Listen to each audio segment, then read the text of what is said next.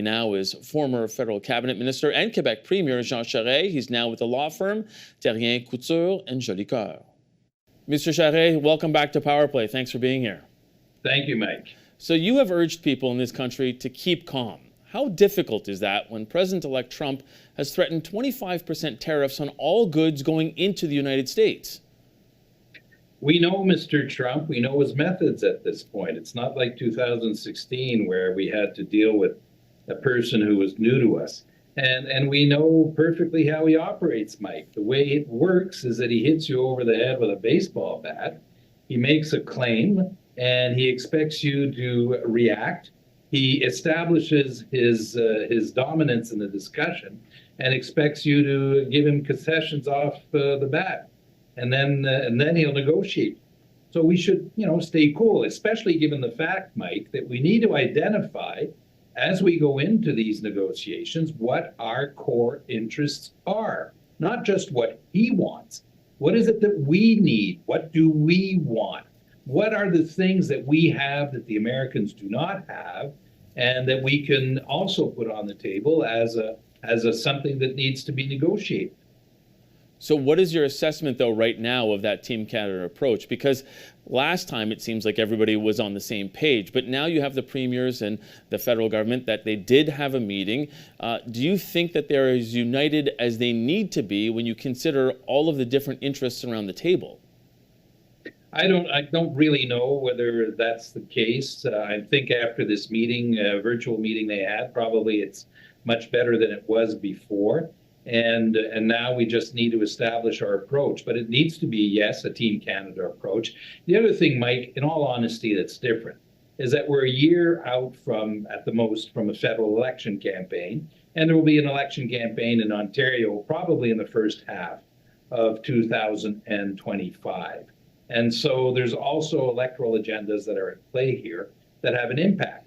But if Mr. Poilievre, for example, and I'm not giving advice, I just want to give you an example, wanted to do something that was very helpful, he could actually extend his hand to the Prime Minister and say, there's only one Prime Minister at a time in this country. This issue transcends partisan politics. It's the vital interest of the country that's at stake, and we will work with you. And if he did that, by the way, he would gain a lot of points, I think, in public opinion. Canadians would like that. And they'd like to think that we're able to rise above partisan interest when our vital interests are at stake, as is the case here. So what do you think of Mr. Poilievre's approach so far this week, then? Well, I'm hoping that both Mr. Trudeau, and Mr. Trudeau is the Prime Minister, he's in the lead on this. I would hope that Prime Minister Trudeau would open the door very wide for Mr. Poilievre, invite him in, invite the leaders of the other parties in and say, let's sit down and let's assess this situation together in the best interest of Canada.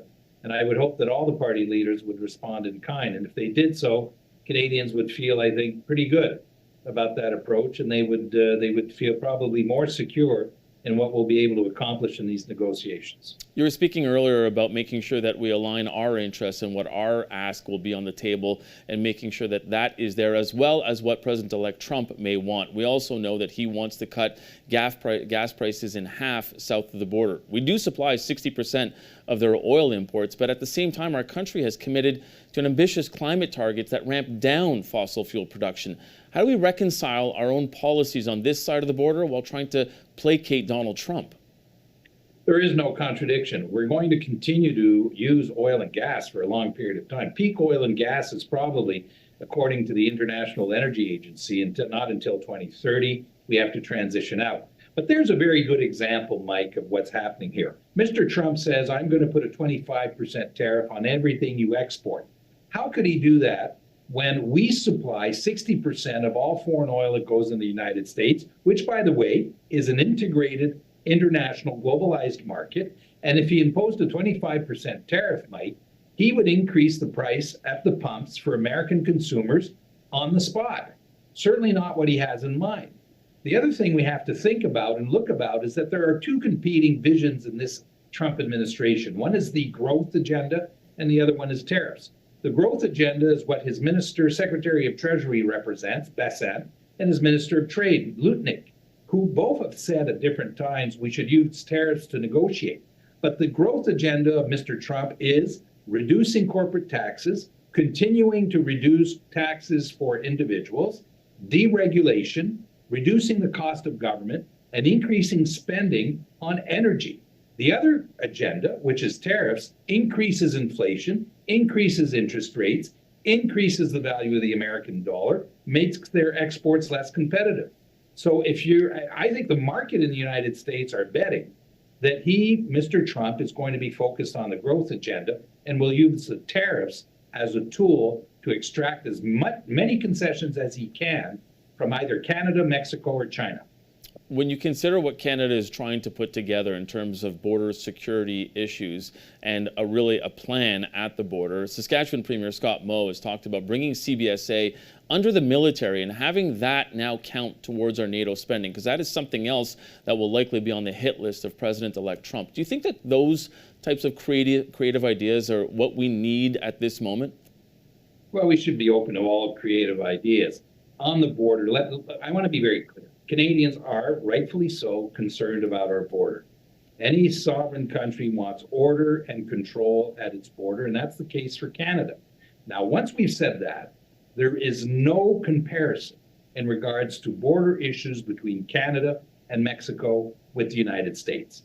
Whether it's fentanyl, which is a real plague in this country, by the way, or whether it is illegal immigration. I mean, we're talking about two totally different situations. And it's at the south of the American border that most of these issues are focused.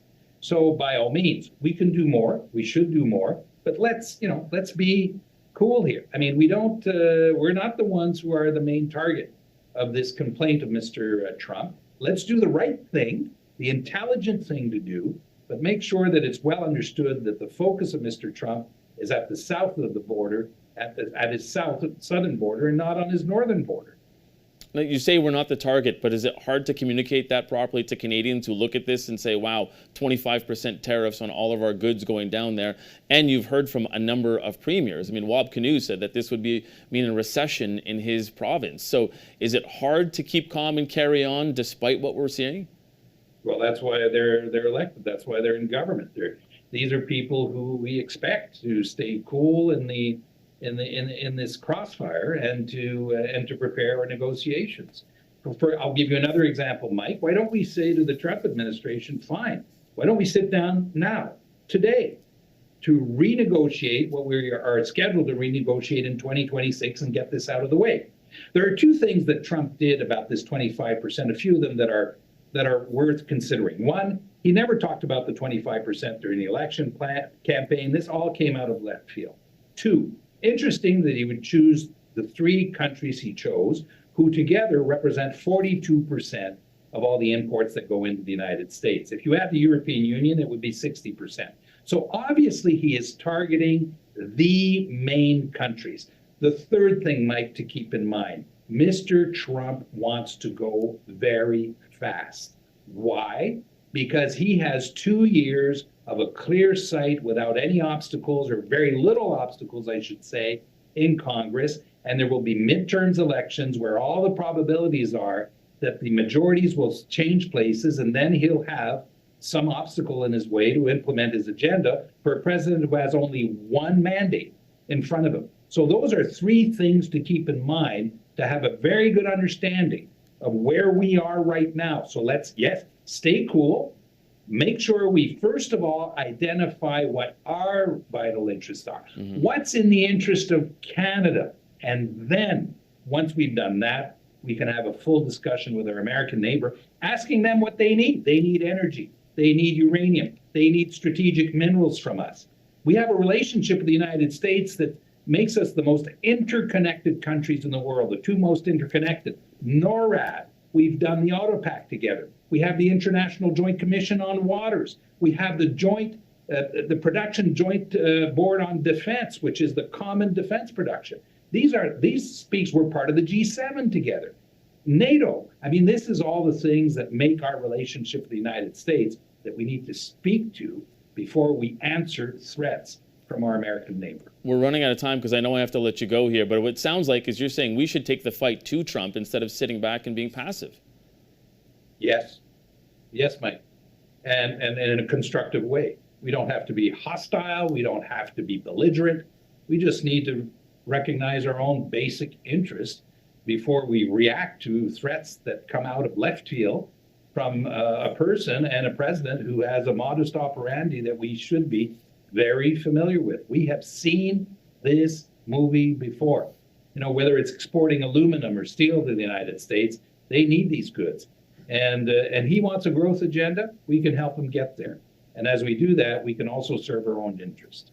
Okay, we're going to have to leave it there. Former Quebec Premier Jean Charest, thank you so much for spending your time with us. Thank you, Mike.